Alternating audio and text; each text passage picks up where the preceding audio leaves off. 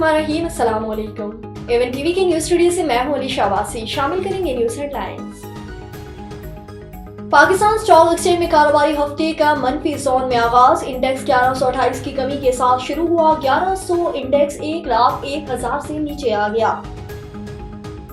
शाम के माजूल सदर बशार अल असद फरार के बाद मास्को पहुंच गए। बशार अल असद और उनके खानदान को सियासी पनाह दे दी गई। अपोजिशन फोर्सेस दमिश्क का कंट्रोल संभाल लिया। इजरायली फौज की शाम में असलहा के जहीरे पर शदीद बमबारी। वजीर आजम की जाती अमरा में नवाज शरीफ से तवील मुलाकात। शहबाज शरीफ ने मदारिस बिल पर लीगी कायद को एतमाद में लिया। दोनों रहनुमाओं के सिविल लाफरमानी की मुमकिन गाल पर भी गुफ्तगू। मुल्की मामलात पर हुकूमती इत्तेहादियों से मुशावरत पर भी इत्तेफाक।